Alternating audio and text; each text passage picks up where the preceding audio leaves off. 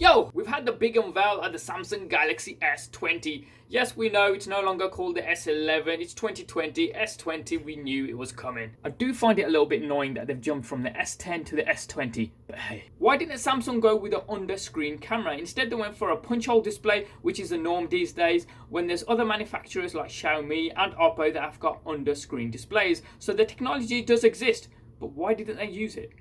Well, under-screen cameras use transparent displays, so the camera sits underneath the display. As and when you want to use the camera, the pixels on top of the camera switch off, allowing the light to pass through to the camera and it can take photos. Now these displays must be OLED due to the way the technology works. So within the use of a regular OLED display, you have an anode and a cathode layer within the screen. Now these layers must be transparent on a transparent display, so light can go through the display and hit the camera and thus taking the photograph.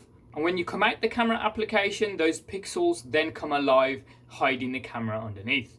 Well, under-screen cameras use transparent displays, so let's take it back a step. Transparent displays have existed for the longest time, normally in the form of TVs. And you're going to say, well, what good is a transparent TV? Well, Samsung's shown us previously smart windows, a transparent TV, a transparent OLED screen as such, where you can turn the pixels on and off where you want and you can see through the glass. But you'll notice when these pixels are turned off, although you can see through to the other side, it's not quite crystal clear. And if there was a camera sitting behind that display, the photographs that it would take would not be crystal clear compared to a punch hole display.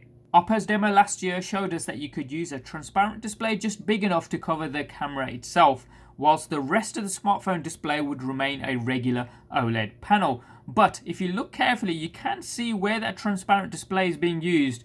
Now let me know in the comment section down below, would this be too much of a deal breaker if you would be able to notice this in certain light? Oppo didn't go into too many details about the camera quality, which says to me that this is more of a proof of concept to show that the technology does exist.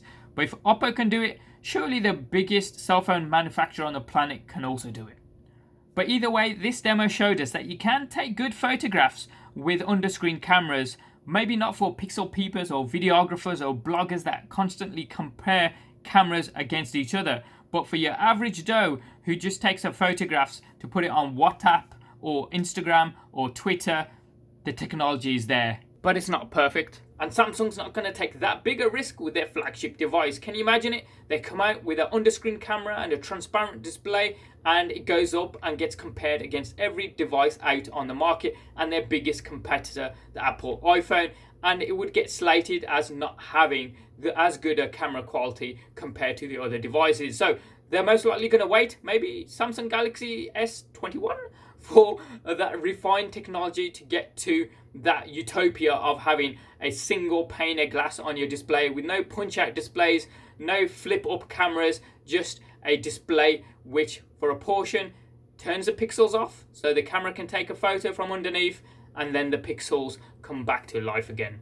So there you have it, guys. The technology is not quite perfect enough for those ultimate selfies that we love to take these days, but maybe Samsung Galaxy S21, transparent displays, under-screen cameras, you never know. And if you made it to the end, leave a hate comment. Thanks for watching. See yous.